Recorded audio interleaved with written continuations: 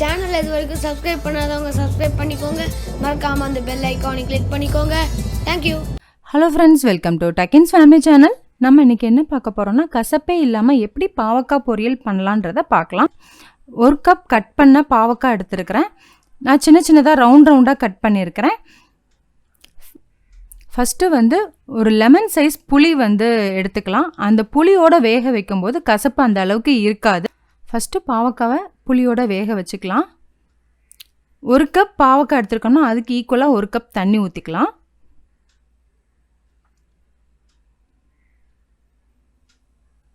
½ teaspoon மஞ்சத்தூள், தேவையான அளவு உப்பு பாதி போட்டுக்கிறேன். ஒரு பெரிய லெமன் சைஸ் புளி எடுத்துக்கலாம். வத்தல் தூள் 1 ஸ்பூன் சேர்த்துக்கலாம். உப்பு, புளி, காரம் எல்லாம் சேர்த்து நம்ம வேக வைக்கும்போது பாவக்காவோட கசப்பு தன்மை பாதியாக கம்மியாயிரும். இப்போ 10 நிமிஷம் கழித்து பார்ப்போம். இப்போ பார்க்குறது 10 நிமிஷம் கழித்து பார்க்குறோம். ஃபுல்லாகவே நான் சிம்மில் வச்சு தான் வேக வச்சுருக்கேன். தண்ணி ஃபுல்லாகவே வத்திருச்சு, பாவக்காவும் நல்லா வெந்துருச்சு. இப்போ இந்த புளியை எடுக்கணும். அதுக்கு திருப்பி நம்ம 1 கப் தண்ணி ஊற்றிக்கலாம். 1 கப் தண்ணி ஊற்றும் போது ஈஸியாக நம்ம புளியை எடுத்துடலாம். நல்லா அந்த மாதிரி அலசினாப்பில் அந்த மாதிரி கரண்டியில் நல்லா மிக்ஸ் பண்ணி விட்டுருங்க. மிக்ஸ் பண்ணி விட்டுட்டோம்னா வெறும் பாவக்காய் தனியாக வந்துடும். இந்த மாதிரி ஈஸியாக எடுத்துடலாம். அந்த புளியோட சக்கை இல்லாமல் நம்ம எல்லா பாவக்காவையும் ஃபுல்லாக இந்த மாதிரி எடுத்துக்கலாம். இந்த புளியோட கசடு இல்லாமல் பாவக்காவை மட்டும் ஃபுல்லாகவே எடுத்துக்கலாம். தாளிக்கிறதுக்கு வெங்காயம் எடுத்துக்கலாம். 1 தக்காளி எடுத்துருக்கேன். இதில் அரைக்கிறதுக்கு 1/4 மூடி தேங்காய் குட்டி குட்டியாக கட் பண்ணி வச்சுருக்கேன். 1 ஸ்பூன் சோம்பு, 1 ஸ்பூன் ஜீரகம், 2 வத்தல் எடுத்துருக்கிறேன். இப்போ இதை நைஸாக அரைச்சிக்கலாம். இந்த பாவக்காவுக்கு பொதுவாக நல்லெண்ணெய் சேர்த்தோம்னா நல்லாயிருக்கும். நல்லெண்ணெய் நான் ஒரு 4 ஸ்பூன் சேர்த்துக்கிறேன்.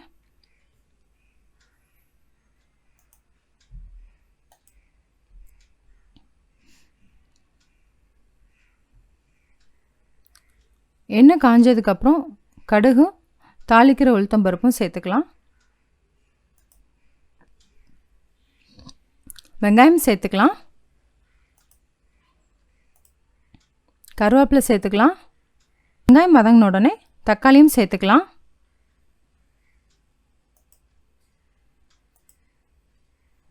வெங்காயம் தக்காளி நல்லா வதக்கிக்கலாம். ஒரு ½ டீஸ்பூன் வத்தல் தூளும் ஒரு ½ டீஸ்பூன் உப்பும் சேர்த்துக்கிறேன். வத்தல் தூள், உப்பு எல்லாமே கம்மியாகவே சேர்த்துக்கலாம். இப்போ நல்லா வதங்கிடுச்சு. வெங்காயம், தக்காளி, மசாலா எல்லாம் நல்லா வதங்கிடுச்சு. இந்த ஸ்டேஜில் வேக வச்ச பாவக்காவை சேர்த்துக்கலாம். இது ஆல்ரெடி நல்ல வெந்த பாவக்கான்றதுனால சிம்மில் வச்சு இந்த அரைச்ச பேஸ்ட்டோட சேர்த்து 5 நிமிஷம் வதக்கினா போதும்.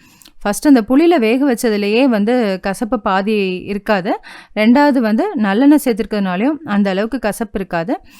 லாஸ்ட்டாக தேங்காய் சேர்த்துருக்கிறதுனால ரொம்ப நல்லாயிருக்கும். 1/2 கிளாஸ் தண்ணியும் சேர்த்துருக்கிறேன். ஒரு 10 நிமிஷம் அப்படியே இருக்கட்டும். 10 நிமிஷம் கழித்து பார்ப்போம். இப்போ பார்க்குறது கரெக்டாக 5 நிமிஷம் கழித்து பார்க்குறோம். தண்ணி நல்லா வத்திருச்சு. இந்த 5 நிமிஷத்துக்கு முன்னாடி ஒரு கொஞ்சமாக வெல்லம் சேர்த்துக்கலாம். வெல்லம் சேர்க்கறதுனாலையும் கொஞ்சமாக கசப்பே இருக்காது. இந்த வெல்லம் சேர்த்து இன்னும் ஒரு 5 நிமிஷம் இருக்கட்டும். இப்போ பார்க்குறது வெல்லம் சேர்த்ததுலேருந்து 5 நிமிஷம் கழித்து பார்க்குறோம். இந்த ஸ்டேஜில் ஆஃப் பண்ணிக்கலாம். இப்போ சர்விங் பவுலுக்கு மாற்றிக்கலாம்.